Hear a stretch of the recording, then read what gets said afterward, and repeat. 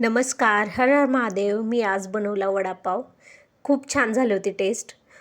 त्यासाठी मी घेतलं 1 गड्डी लसूण, 5-6 हिरव्या मिरच्या आणि नंतर त्याच्यात घेतलं अद्रक 1 इंच, धने घेतला 1 चम्मच, अख्खे धने आणि अर्धी चम्मच बडीशेप घेतली, चवीपुरता मीठ घेतलं त्यामध्ये आणि कोथिंबीर घालून थोडीशी हिरवी वाटून घेतली आणि एकीकडे घेतलं मी 1-1.5 वाटी पीठ घेतलं आपलं बेसन पीठ आणि त्यामध्ये घातलं चवीपुरता मीठ, ओवा घातला, त्यामध्ये थोडासा चुरून घेतला, त्याच्याने चव खूप छान येते.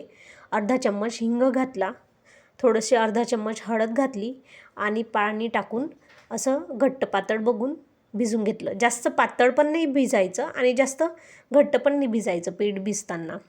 एकीकडे तेल तापवलं, त्यामध्ये ना असे थोडेसे ना बारीक बारीक आहे ना सोडून घेतलं पीठ, म्हणजे चुरा नाही गेला असा, आणि ना तो मिक्सरच्या भांड्यात टाकला तो चुरा काढून आणि त्यामध्ये 2 चम्मच चटणी घातली, 7-8 लसणाच्या पाकळ्या घातल्या त्यामध्ये परत आणि चवीपुरता मीठ घातलं आणि हे सगळं मिक्सरला फिरून घेतलं.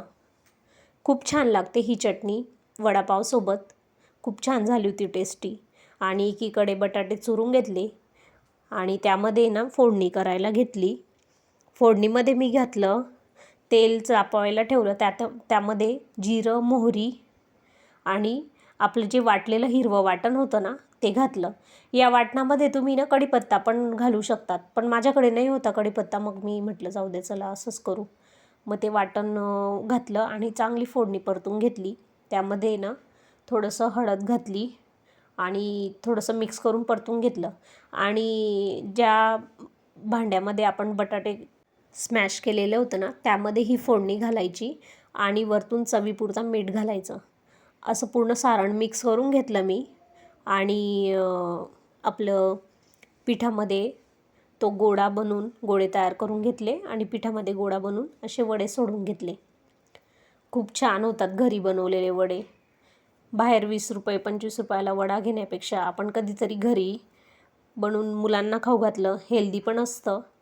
आणि छान असे वडे तळून घेतले. त्यानंतर मग मी ना पाव कट करून घेतला आतून आणि त्यामध्ये मस्त घातली बनवलेली ती लाल चटणी. खूप टेस्टी लागते ती लाल चटणी. नक्की करून बघा तुम्ही वडापावसोबत ती लाल चटणी. तुम्ही पण नक्की करून बघा या पद्धतीने वडापाव. आणि चॅनलला नवीन असाल तर चॅनलला लाईक करा, शेअर करा, सबस्क्राईब करा. भेटू पुन्हा. हर हर महादेव.